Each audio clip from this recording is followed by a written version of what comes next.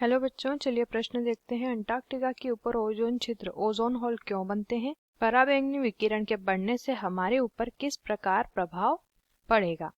तो हमारे प्रश्न की मुख्य अवधारणा क्या है दोस्तों, जान लेते हैं। सबसे पहले तो ये देखना है हमें कि अंटार्कटिका के ऊपर ओजोन छिद्र जो है वो क्यों निर्मित होता है, और साथ ही साथ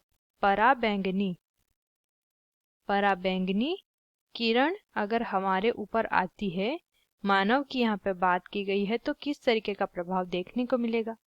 तो दोस्तों पहले बात करेंगे कि अंटार्कटिका के ऊपर ओजोन छिद्र क्यों बनता है। तो दोस्तों जो अंटार्कटिका है, अंटार्कटिका अंटार्कटिका में जब तापमान कम होता है, जब वहाँ के वातावरण का तापमान कम होता है, तो कम तापमान की वजह से ध्रुवीय समताप मंडल, अंटार्कटिका के ऊपर जो ध्रुवीय समताप मंडल होता है, वहाँ पे क्या होता है, वहाँ पर ओजोन परत भी उपस्थित होती है, जहाँ पर ओजोन पाई जाती है।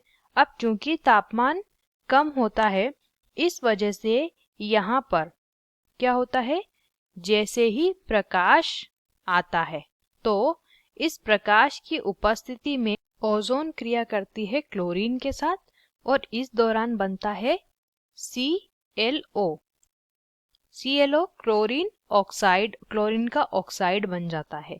तो यहाँ पे हमारी ओजोन इस तरीके से धीरे धीरे नष्ट होती जाती है, और इस वजह से ओजोन परत से ओजोन में कमी के कारण वहाँ पे छिद्र देखने को मिलता है।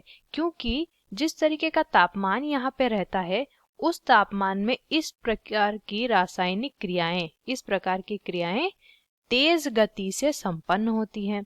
तो यहाँ पे अंटार्कटिका के वातावरण और वहाँ हो रहे प्रदूषण, दो चीजें यहाँ पर उत्तरदायी होती है वहाँ देखे जाने वाले ओजोन छिद्र का जो कारण है।